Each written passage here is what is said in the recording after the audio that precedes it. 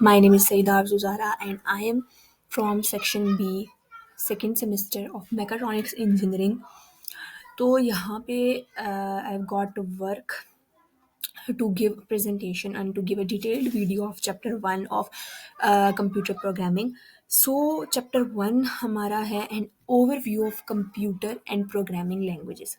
इस चैप्टर में सबसे पहले हम कंप्यूटर के बारे में ओवरव्यू लेंगे कि कंप्यूटर होता क्या है and then we will come to word programming languages because in this like in this subject we will we will study the details of all the computer programming and internal computer related things like software. So let's start. सबसे पहले हम इस chapter में क्या पढ़ने वाले हैं, हम सबसे पहले कंप्यूटर्स की टाइप्स पढ़ेंगे, उसके सॉफ्टवेयर हार्डवेयर के बारे में पढ़ेंगे, फिर उसके बाद लैंग्वेजेस और हम उसमें क्या एवोल्यूशन आई, वो कैसे बिल्डअप हुई लैंग्वेजेस और हाई लेवल प्रोग्रामिंग क्या होती है. बेसिकली हमने सी प्लस प्लस के बारे में पढ़ना है और सी प्लस प्लस की हम कैसे लॉजिक बना सकते हैं और उसको कैसे बिल्डअप कर सकते हैं, उसको कैसे रन कर सकते हैं, वो सब कुछ हम इस चैप्टर में पढ़ेंगे. सबसे पहले हम इंट्रोडक्शन ले लेते हैं कि इंटरनेट क्या होता है. सबसे पहले हमें इंटरनेट के बारे में पता होना चाहिए कि इंटरनेट हमारे पास कलेक्शन ऑफ नेटवर्क होता है और नेटवर्क हमारे पास कलेक्शन ऑफ कंप्यूटर होता है. सो इंटरनेट जिसने पूरे वर्ल्ड को ग्लोबल विलेज बना दिया है. इंटरनेट के ज़रिए से हम बहुत सारी चीज़ें देख सकते हैं, उनको इम्प्लीमेंट कर सकते हैं, वो सब कुछ नॉर्मली जो हम इंटरनेट के ज़रिए यूज़ करते हैं. This is all including the internet. तो ये बहुत बेसिक्स हैं. उसके बाद हम हिस्ट्री ऑफ कंप्यूटर्स. बेसिकली जब हमारा कंप्यूटर्स के बारे में तो हम आपको इसकी हिस्ट्री के बारे में बताते हैं कि हिस्ट्री क्या थी, कि कैसे कैसे कंप्यूटर बना. लाइक स्टार्टिंग में हमेशा चीज़ बहुत बेसिक सी बनती है, उसके बाद उसके ऊपर एवोल्यूशंस आती हैं और एट द एंड वो बनता है. जो कंप्यूटर हम अब यूज़ कर रहे हैं वो एकदम से नहीं बना था. पहला कंप्यूटर जो था वो बहुत बड़ा था साइज़ में और हर बंदे की अप्रोच में नहीं था. Like it's about the size of a double decker bus. तो इसमें यही है कि कंप्यूटर बना कैसे या उसका आइडिया कैसे आया. तो सबसे पहले एक डिवाइस बनाई गई, कैलकुलेटिंग डिवाइस. फिर उसके बाद उस डिवाइस में थोड़ी इन्हेंसमेंट हुई कि उसके ज़रिए से हम किस तरह मल्टीप्लिकेशन डिवीजन करेंगे. फिर उसमें इन्हेंसमेंट हुई, उनके डिज़ाइंस चेंज हुए, उसका थोड़ा मॉडल रिड्यूस हुआ. फिर इस तरह करते करते एट द एंड हमारे पास कंप्यूटर आया जो हम अब यूज़ करते हैं. वो कंप्यूटर जब आया था तो उसके अंदर भी कंपोनेंट्स में इन्हेंसमेंट हुई कि हम उसकी मेमोरी ज़्यादा शार्प हो गई, उसकी कंट्रोलिंग आसान हो गई, उसको यूज़ करना, हर बंदे के एक्सेस में लाना, इसमें सब कुछ वो है. तो हम मूव करते हैं अपने बेसिक की तरफ. वो है हमारे पास एलिमेंट्स ऑफ कंप्यूटर, कि कंप्यूटर के मेजर एलिमेंट कौन से हैं. सबसे पहले हम हार्डवेयर की बात करते हैं. हार्डवेयर में सारे आउटपुट जो हम देख सकते हैं वो सारे हार्डवेयर. मेजरली कंपोनेंट्स कंप्यूटर के दो हैं, वो हैं हमारे पास ये which is mention here, which is hardware and software. पहले हम हार्डवेयर की बात करेंगे फिर सॉफ्टवेयर की. सो मैं बता रही थी कि हार्डवेयर होता क्या है. हार्डवेयर हमारे पास जो हमारे पास आउटसाइड के कंपोनेंट जो हम देख सकते हैं, जो जिस तरह सेंट्रल प्रोसेसिंग यूनिट, सीपीयू हो गया, रैम हो गया, कीबोर्ड, माउस, जिसके ज़रिए हम कंप्यूटर को इनपुट देते हैं, वो हमारे पास हार्डवेयर होते हैं. बेसिकली आउटपुट डिवाइस होती हैं जिनके ज़रिए से इनपुट दिया जाता है. जिस तरह आप कर्सर, जिस तरह ये माउस है, ये कर्सर मूव कर रहा है इस तरह, या आप कुछ भी टाइप करें, वो हमारे पास हैं, वो हमारे पास हार्डवेयर की फॉर्म है आउटपुट में. लेकिन जब हम उनके ज़रिए टाइप करेंगे तो वो हमारे पास, या कुछ मूव करेंगे तो वो हमारे पास इनपुट देगा कंप्यूटर के अंदर, वो हमारे पास हार्डवेयर होता है. फिर उसके बाद हार्डवेयर का मेन हमारे पास सीपीयू और मेन मेमोरी. उसके बारे में बताया गया कि सीपीयू और मेन मेमोरी होता क्या. सीपीयू हमारे पास बेसिकली ब्रेन होता है जिसके बगैर कंप्यूटर बिल्कुल भी वर्क नहीं कर सकता. सीपीयू का अच्छा होना, फास्ट होना और उसके प्रोग्राम्स का फास्ट होना बहुत ज़रूरी होता है. फिर उसके बाद हमारे पास मेन मेमोरी और रैंडम मेमोरी आ गई. मेमोरी भी हमारे पास दो तरह की होती है. एक हमारे पास ये जिस तरह सेकेंडरी स्टोरेज हो गई, और एक सेकेंडली है हमारे पास मतलब एक हमारे पास टेम्पररी स्टोरेज होती है और एक हमारे पास परमानेंट होती है. कि अगर आप किसी में भी, जिस तरह यहाँ पे ये मेंशन है कि मेन मेमोरी और रैंडम एक्सेस मेमोरी के बारे में ये जो सारा लिखा हुआ है, कि अगर आप मेन मेमोरी में कोई भी चीज़ स्टोर करते हैं तो जब आप कंप्यूटर बंद करेंगे तो वो उड़ जाएगी। यू डोंट हैव एक्सेस, कि अगर आप दोबारा कंप्यूटर खोलें आपका उस पर कोई एक्सेस नहीं होगा। सेकेंडरी स्टोरेज में ये है कि आप कोई भी चीज़ पे सेव करते हैं वो उसके फ्लैश ड्राइव हार्ड डिस्क में सेव हो जाती हैं, और उसके बाद अगर आप कंप्यूटर ऑफ करके दोबारा ऑन करें तो आपको मिल जाती है। Then we come to input and output devices. ठीक है, जो हमारे पास इनपुट डिवाइसेस हैं ना, हमारे पास है कीबोर्ड, माउस, स्कैनर, ये हमारे पास सारी इनपुट डिवाइसेस हैं। जो हमारे पास आउटपुट डिवाइसेस हैं, हमारे पास मॉनिटर, प्रिंटर और सेकेंडरी स्टोरेज, ये हमारे पास आउटपुट डिवाइसेस हैं, हम सारे से फेमिलियर हैं बहुत अच्छे से। फिर उसके बाद हम सॉफ्टवेयर की बात आते हैं कि सॉफ्टवेयर हमारे पास बेसिकली वो प्रोग्राम होते हैं जो हमारे पास स्पेसिफिक टास्क को परफॉर्म करते हैं, ये कंप्यूटर को बताते हैं कि कौन से स्पेसिफिक टास्क आपने परफॉर्म करने हैं। वो सॉफ्टवेयर हमारे पास दो तरह के होते हैं, सिस्टम सॉफ्टवेयर होता है, एप्लीकेशन सॉफ्टवेयर होता है। Application software is easy, so I am going to tell you this first. Application software हमारे पास एक स्पेसिफिक टास्क परफॉर्म करते हैं, और सिस्टम सॉफ्टवेयर हमारे पास उस कंप्यूटर को या उन स्पेसिफिक टास्क को हैंडल करते हैं जो एप्लीकेशन सॉफ्टवेयर एप्लीकेशन प्रोग्राम्स में हो रहे होते हैं। So this is all about software, this is very basic. फिर उसके बाद लैंग्वेजेस हमारे पास क्या है। अब कंप्यूटर वर्क करता है जिस तरह हम कोई भी letter A B C D लिखते हैं तो हमारे पास कंप्यूटर में हमें शो होता है, या आपके पीसी पे आपको शो होता है, लेकिन इसके पीछे क्या लॉजिक्स हैं, इसके पीछे क्या थिंकिंग है कि ये कैसे हो सकता है। इट्स नॉट लाइक दैट कि आप कोई भी वर्ड लिखो और वो आ जाए। इसके पीछे एक पूरी लॉजिक होती है, एक सिग्नल्स होते हैं पूरे, क्योंकि ये एक इलेक्ट्रॉनिक डिवाइस है तो ये हमारे पास इलेक्ट्रिकल सिग्नल के फॉर्म में ही वर्क करेगी। हमारे पास दो तरह के सिग्नल होते हैं, एनालॉग और डिजिटल। एक स्टार्टिंग में एनालॉग ही यूज होते थे, डिजिटल आर मतलब न्यू काइंड ऑफ। तो एनालॉग में हमारे पास एनालॉग हमारे पास अब नहीं यूज होता है, हमारे पास डिजिटल यूज होता है। ठीक है, डिजिटल में हमारे पास हर चीज़ 0 और 1 या हर इंफॉर्मेशन 0 और 1 के बेसिक में वो सेव हुई होती है। ठीक है, जो 0 होता है हमारे पास रिप्रेजेंट करता है लो वोल्टेज को, और जो 1 होता है हमारे पास हाई वोल्टेज को रिप्रेजेंट करता है। इसमें बेसिकली यही है। उसके बाद है हमारे पास कि हाँ, this one is the basic के जो हमारे पास डिजिटल और डिजिटल 0 और 1 इस कॉल्ड बाइनरी डिजिट्स और बाइट्स। जो हमारे पास 0 और 1 होते हैं उनको हम बाइनरी डिजिट्स या बाइट्स कहते हैं, और 8 बाइट्स मिला के 8 बिट्स मिला के बाइट्स बनता है। Sorry, it's called bits. Bit is the smaller unit and 8 bits के कलेक्शन को हम बाइट कहते हैं। जो हमारे पास बाइनरी डिजिट है 0 और 1 वो बिट्स हैं, और उनके 8 हमारे पास बाइट्स हैं। इसके अलावा जैसे जैसे हम बिट्स बढ़ाते जाएंगे, या किलो मिले हैं, मेगा मिले हैं, तो उनकी वैल्यूज बढ़ती जाएंगी, विच इज शोन देयर। ये सारा जो शो हुआ है आपको। उसके बाद हमारे पास ये है कि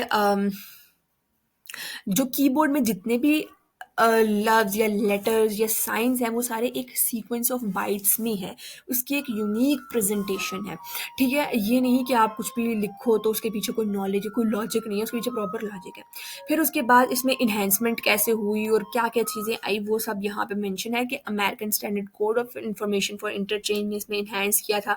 उसके 128 करेक्टर्स हैं, बेसिकली डेटा सेट है जिसमें 128 करेक्टर्स नंबर 0 हैं 127 में से। फिर उसके बाद ये सारा वही है। फिर उसके बाद हम लैंग्वेजेस की तरफ आते हैं कि लैंग्वेजेस कैसे बिल्डअप हुई। सबसे पहले आप देख लिया कि हम राइट कैसे करते हैं कोई भी चीज़। अब प्रोग्रामिंग बेसिकली क्या होती है, जब भी आपको कोई काम करना होता है या कोई भी अपना टास्क परफॉर्म करना है, कोई वर्क डन करना है ईजिली, तो आप उसके लिए कोई प्रोग्राम या कोई कोड लिखते हो जिसकी वजह से कंप्यूटर उसको समझता है कि व्हाट्स दैट। क्योंकि कंप्यूटर लैंग्वेज जिस तरह ह्यूमन की एक लैंग्वेजेस होती है जिसके ज़रिए से वो कम्युनिकेट करते हैं, इस तरह कंप्यूटर की भी लैंग्वेज होती है जिसके ज़रिए से कम्युनिकेशन होती है। तो वो लैंग्वेजेस हमारे पास बेसिकली कंप्यूटर लैंग्वेजेस या प्रोग्रामिंग होती है जिसको हम कहते हैं। अब हम वो प्रोग्रामिंग्स वो लैंग्वेजेस लर्न करते हैं, हम कंप्यूटर में वो इनपुट डालते हैं तो हमारे पास रिजल्ट जो हमें चाहिए होता है वो शो होता है।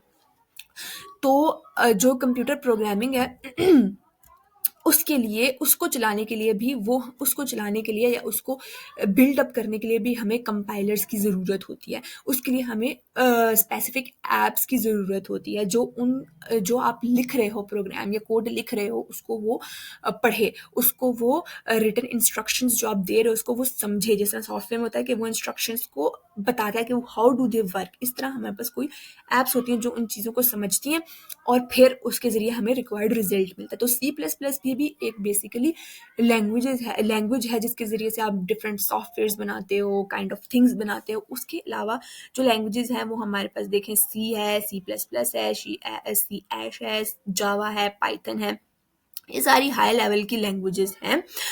तो इसमें हम जो इस बुक में लर्न करने वाले हैं, जो हमारे स्टैंडर्ड क्या है, वो सी प्लस प्लस है। So let's move toward other things. जिस तरह मैंने आपको बताया, compiler a program that translate instruction written in a high level languages into equivalent machine language. अब आप कंपाइलर में एक लैंग्वेज लिखते हो जो आपकी भी समझ में हो और जो कंप्यूटर की समझ में भी हो, ठीक है। जो आप अपनी समझ के मुताबिक लिखोगे और कंपाइलर उस चीज़ को रीड करेगा और उसको कंप्यूटर की लैंग्वेजेस के ज़रिए से कंप्यूटर को समझाएगा कि अगला बंदा आपको ये कहना चाह रहा है and you have to do this work. तो कंपाइलर इज हाईली इंपॉर्टेंट, बहुत ज़्यादा इंपॉर्टेंट होते हैं, क्योंकि इनके बगैर आप नहीं कर सकते। आप सिंपल नोट पैड पे एक प्रोग्राम लिखो, इट डजंट वर्क। वो किसी काम का नहीं होगा जब तक आप उसको कंपाइलर में नहीं चलाते हो। फिर उसके बाद सी प्लस प्लस प्रोग्राम, इसकी लॉजिक बिल्डिंग सबसे पहले है। फिर उसके बाद ये है कि आप इसमें डिक्लेरेशन करो और वो सब कुछ, वो मैं आपको बताती हूँ। जो हमारे पास बेसिक स्ट्रक्चर है सी प्लस प्लस प्रोग्राम का, जो हमारे पास हर कोड में यूज़ होता है, वो hash tag include, IO stream, ये सारा जो है ये हमारे पास बेसिक स्ट्रक्चर ऑफ प्रोग्रामिंग है सी प्लस प्लस के लिए, ठीक है। इसमें जो हमारे पास सी आउट है, मतलब जो हमारे पास उसने आउटपुट देनी है, वो हमारे पास ये वाली आएगी जो इन्वर्टेड कोमास के अंदर है, ठीक है। अब हमारे पास स्टेप हैं कि ये वाले स्टेप्स दिए हुए हैं हमें कि सी प्लस प्लस लैंग्वेज के लिए आपको, सी प्लस प्लस प्रोग्राम के लिए कौन सी स्टेप्स नेसेसरी हैं, कौन से स्टेप इंपॉर्टेंट हैं। वो यहाँ पे एक फ्लो चार्ट है जिसके ज़रिए से आपको ज़्यादा अच्छा समझ आएगा। सबसे पहले सी प्लस प्लस प्रोग्राम है, उसमें आप एडिटर को खोलोगे, उसके अंदर आप प्री प्रोसेस, मतलब जो आपने लिखा हुआ है उसको प्रोसेस करेगा, लाइक दैट इज़ राइट और रॉन्ग। फिर कंपाइलर के ज़रिए आप उसको रन करवाओगे और आपको पता लगेगा कि आपका कोड गलत है या सही है। अगर आपका कोड गलत है तो आपको अपने लिखे हुए प्रोग्राम को दोबारा देखना पड़ेगा, लाइक जो आपने प्रोग्राम लिखा है वो गलत है या सही है, you have to take another look on that. फिर उसके बाद आप उसकी फिर प्री प्रोसेसर कराओगे और फिर आप कंपाइलर में आते हो। फिर उसके बाद आप उसके मतलब उसको फिर उसकी लाइब्रेरी से वो चेकमेंट होती है कि आपने जो लिखा है वो सही है। फिर वो ना, ये आपकी लैंग्वेजेस जो आपने लिखी हुई है ऑनलाइन कंपाइलर में, फिर उसके बाद वो लैंग्वेज रीड होगी, कंप्यूटर की अपनी लैंग्वेज उसकी अपनी लाइब्रेरी में। जिस तरह ये ऑब्जेक्ट प्रोग्राम, जिस तरह मेरे से लिखा हुआ है machine language version of high level language program, वो उसको अपनी लैंग्वेज प्रोग्राम में इन्हांस करेगा कि आया कि कंप्यूटर को समझ आ रही है कि आपने क्या लिखा है। फिर उसके बाद linker होगा, a program that combine object program with other programs in the library and is used in the program to executable code। वो फिर उसको ना प्रोग्राम को कंपेयर्स करता है कि जो उसकी लाइब्रेरी में कंप्यूटर में आज तक प्रोग्राम्स जितने हैं, या जो कंप्यूटर जो प्रोग्राम समझ सकता है वही प्रोग्राम हमने लिखा हुआ है, या आया कि वो एग्जीक्यूटेबल है भी कि नहीं। आ प्रोग्राम, फिर उसके बाद लोडर है, a program that load executable program into its memory. फिर उसके बाद उसकी मेमोरी में स्टोर करता है कि यार ये वाला प्रोग्राम लिखा गया। फिर उसके बाद फाइनली उस प्रोग्राम की एग्जीक्यूशन होती है, और एग्जीक्यूट होने के बाद हमें बस रिक्वायर्ड रिजल्ट हमें मिलता है। सो बेसिकली स्टेप्स ये हैं, आपने सबसे पहले प्रोग्राम लिखा, उसकी प्रोसेसिंग कराई, उसको एग्जीक्यूट कराया, फिर कंप्यूटर ने उसको चेकअप किया अपनी लाइब्रेरी के ज़रिए से, लोडर से, फिर एट द एंड फाइनली वो एग्जीक्यूट हो गया और you and it give the required output. इसमें यही वाली सारी चीज़ रिटर्न है जो मैं आपको बता चुकी हूँ। नेक्स्ट, फिर उसके बाद programming with in the problem analysis code execution cycle, ठीक है। अब आपको प्रोग्रामिंग लिखते हुए कोई प्रॉब्लम आती है या आपकी कोई गलती होती है, तो उसको आप किस तरह से सॉल्व करोगे। तो ये हमारे पास सबसे कॉमन सॉल्विंग टेक्निक है which is highlighted here. One computer problem solving technique include analyzing a problem. सबसे पहले आप अपनी एनालाइज करोगे कि प्रॉब्लम क्या है। फिर उसके बाद आपने आउटलाइंस तैयार करनी है जो उसको प्रॉब्लम के सोल्यूशन में रिक्वायर है। फिर उसके बाद आप स्टेप्स बनाओ, ए लोगरिथम को बुलाओ और फिर सॉल्व करो प्रॉब्लम। ए लोगरिथम होता क्या है? ए लोगरिथम हमारे पास बहुत बेसिक चीज़ है, step by step problem solving process in which solution is arrived at an a finite amount of time. मतलब ए लोगरिथम हमारे पास कुछ स्टेप्स होते हैं जो बेशक लेंथी होंगे, लेकिन वो आपको एक फाइनाइट टाइम के अंदर अंदर आपके प्रॉब्लम का सोल्यूशन दे देंगे। फिर उसके बाद ये जो फॉलोइंग स्टेप्स हैं, 3 मेजर स्टेप हैं जो हमारे पास प्रोग्रामिंग एनवायरनमेंट के सोल्यूशन में है। I have read this for you guys. सबसे पहले है analyze and outline the problem and its solution requirement and design and algorithm to solve the problem. सबसे पहले वही जो मैं आपको चीज़ बता चुकी हूँ, वो रिपीटेशन में आ रही है। आप एनालाइज करें, फिर उसके सोल्यूशन में क्या क्या रिक्वायर है वो चेक करें, और फिर एल्गोरिथम डिजाइन करें which is the step by step problem solution method, और फिर प्रॉब्लम को सॉल्व कर दें। सेकेंडली, आप इम्प्लीमेंट करें algorithm in a programming language such as C++ and verify that algorithm work। फिर जो algorithm जो आपने डिज़ाइन करा है उसको आप C++ लैंग्वेज में इम्प्लीमेंट करें और देखें कि क्या वो वर्क कर रहा है या नहीं। और lastly, maintain the program by using and modifying it if the problem domain changes. अगर हमारे पास डोमेन चेंज हो जाता है, लाइक अगर आपका कोड बहुत ही गलत है और उस आप जब प्रॉब्लम एनालाइज करते हो या एल्गोरिथम करते हो तो आपका डोमेन ही चेंज हो जाती है, तो उसको आपने फिर मेंटेन रखना है। इसलिए यहाँ पे ये यहाँ से जो नीचे है कोडिंग प्रोसेसर, ये सारा कोड लिखने का तरीका है। उसके बाद अगर आपको प्रॉब्लम आती है तो आप क्या करो। अगर आपको प्रॉब्लम आ रही है, वो आपकी बेसिकली कंपाइलर में आपको मिल जाएगा एरर, कि वो एरर है क्या। उसके लिए आपने अपनी कोडिंग दोबारा चेक करनी है, फिर प्रॉब्लम देखनी है, उसको एनालाइज करना है, एल्गोरिथम करना है, फिर उसके बाद कोडिंग प्री प्रोसेसर, फिर कंपाइलेशन होगी। अगर एरर है तो आप वापस जाओगे, देखोगे। अगर एरर नहीं है तो वो लाइब्रेरी से लिंकर में जाएगा, फिर आपके पास एग्जीक्यूट हो जाएगा। एग्जीक्यूशन के बाद भी अगर एरर आ रहा है तो आपको दोबारा से अपना फर्स्ट स्टेप देखना पड़ेगा कि इफ यू आर राइट और रॉन्ग, देन फाइनली आपको रिजल्ट मिल जाएगा। यहाँ पे आपको बेसिकली बताया गया कि थ्रू आउट जब आप सॉल्व करते हो प्रॉब्लम, तो आपको क्या क्या होता है। तो मैं आपको this step require you to do following, ठीक है, कि आप जो प्रोग्राम में सॉल्व करने के स्टेप्स हैं उसमें, या हाई लैंग्वेज की प्रॉब्लम सॉल्व करने के लिए आपको ये चीज़ें चाहिए होती हैं। सबसे पहले आपको अंडरस्टैंडिंग होनी चाहिए प्रॉब्लम की। Requirement can include whether the problem require interaction with the user, whether it manipulates data, whether it produces output, and what output look like. If the programs manipulate data, the programmers must know what the data is and how it represents. This is you need to look at sample data. If the program produce output, you should know how the result should be generated and formatted. ठीक है, जब आप कोई programme लिखते हो तो आपको पता होना चाहिए कि आपकी आउटपुट क्या आनी चाहिए। अगर वो रिक्वायर आउटपुट नहीं है, इसका मतलब आपके कोड में एरर है and you have to check it. ठीक है, अगर प्रॉब्लम कॉम्प्लेक्सिसिटी ज़्यादा है प्रॉब्लम की, तो आप उसको स्टेप डिवाइड करो, जिस तरह एल्गोरिथम में होता है, और उसको स्टेप्स बाय स्टेप सॉल्व करके फिर कंपाइल करो and you will get your desired result. ठीक है, इसमें सारे में हमारे पास प्रॉब्लम सॉल्विंग टेक्निक है। एक ये एग्जांपल दी हुई है कि आप लैंग्वेजेस से कैसे ए लोग in this example we design an algorithm to find the parameter and area of rectangle. ठीक है, parameter and area of rectangle का फॉर्मूला पता होना चाहिए। फॉर्मूला है, एरिया का है हमारे पास लेंथ डॉट विड्थ, मतलब multiplication of length and width, and parameter है 2 times of length multiply width. ठीक है, अब आप उसका एलोग्रिथम कर रहे हो, उसको स्टेप बाय स्टेप सॉल्व कर रहे हो। सबसे पहले आप उसको लेंथ लेकर आओ रेक्टेंगल की, फिर उसके बाद विड्थ लेकर आओ। फिर जब आपके पास लेंथ और विड्थ आ जाएगी तो आप उसके पैरामीटर में और एरिया में वैल्यूज पुट करो और अपना डिजायर आंसर निकाल लो।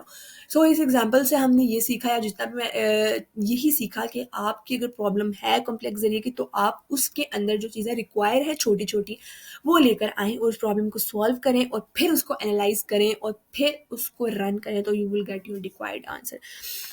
This is all in C++। यही यहाँ पे एग्जाम्पल्स हैं थोड़े कम्प्लेक्स लेवल की, कि आपने कोई भी प्रॉब्लम कैसे सॉल्व करनी है।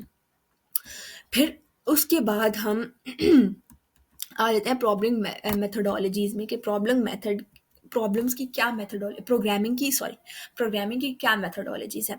सबसे पहले है structure programming and object oriented programming. ठीक है, ये 2 पॉपुलर अप्रोच हैं जिसकी आउटलाइंस लिखी हुई हैं, जिनको मैं आपको रीड करके बताती हूँ and I let you know what I understand. Dividing a problem into smaller sub problems are called structure design. मतलब अगर आपकी एक प्रॉब्लम है, उसको आप स्मॉलर पीस में डिवाइड करके सॉल्व करें तो वो स्ट्रक्चर डिजाइन हो जाएगा। Each problem is then analyze and a solution is obtain to solve the problem. फिर जब आप उसको सब डिवाइड करोगे, फिर उसके बाद आप एनालाइज करोगे कि व्हाट योर प्रॉब्लम इज, और फिर उसका सोल्यूशन आप ऑब्टेन करोगे। The solution of all of the sub problem are then combined to solve the overall problem. और जो जो सब प्रॉब्लम्स आपने बनाई है, लाइक आपके पास एक प्रॉब्लम है, उसको आप सब डिवाइड करते हो फॉर सपोज 4 से 5 स्टेप्स में, बारी बारी आप एक एक स्टेप को सॉल्व करोगे। उस सॉल्यूशन से जो आपके पास आंसर आएगा उसको आप ज्वाइन करोगे, कंबाइन करोगे, तो आपके पास ओवरऑल प्रॉब्लम का रिजल्ट आ जाएगा। This implemented structure design is called structure programming. ये जो सारा मैंने आपको बताया है, इसको हम कहते हैं structure design programming. Structure design programming के अप्रोच है हमारे पास top down design, bottom up design, step refinement and modular program. मतलब टॉप डाउन, आप स्टार्ट से शुरू करें और एंड तक लेकर आए, उस प्रॉब्लम को समझें और फिर उसको सॉल्व करें, it is also structure programming. आप बॉटम से देखें, आखिर से देखते हैं क्या क्या गलती है आहिस्ता आहिस्ता, और उससे भी आपका ये होगा स्टेप वाइज, आप एक एक स्टेप से देखें। This is all the example of structure programming, मतलब आप अपने प्रोग्राम को कैसे सॉल्व कर सकते हैं। Then you have object oriented programming.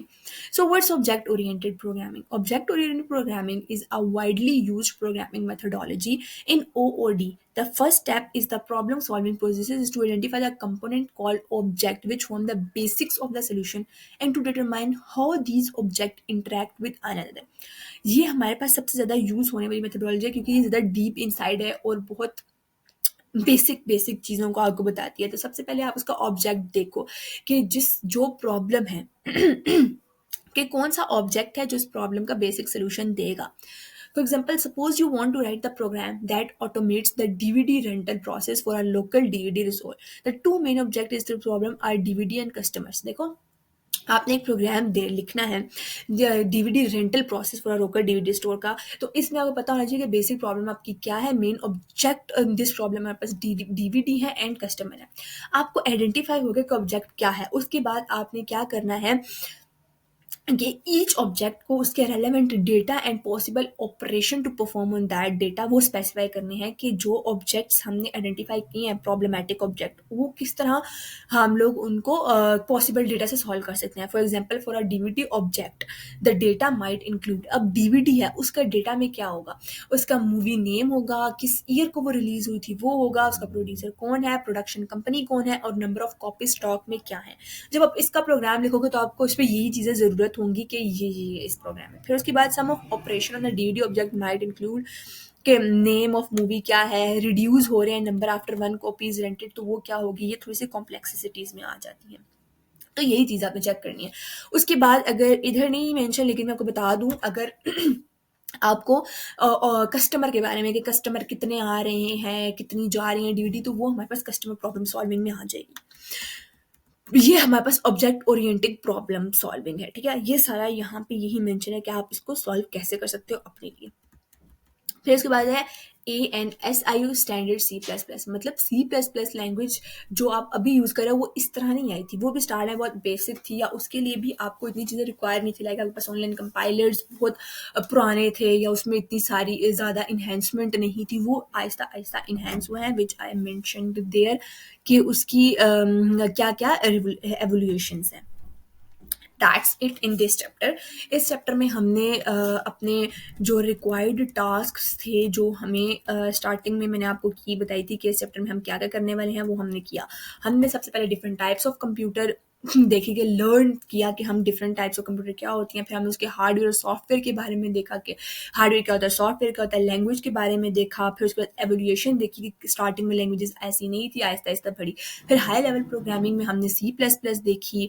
फिर कंपाइलर हमने देखा कि कंपाइलर कितना ज़रूरी होता है और वो कैसे इन्हेंस करता है। फिर एग्जामाइन किया कि C++ प्रोग्राम को कि हम उसको एग्जामाइन कैसे करते हैं, प्रोसेस कैसे करते हैं, उसकी सॉल्विंग कैसे होती है। ये सारा इस चैप्टर में रिक्वायर्ड था जो हमने पढ़ लिया। That's all from my side. Thank you so much.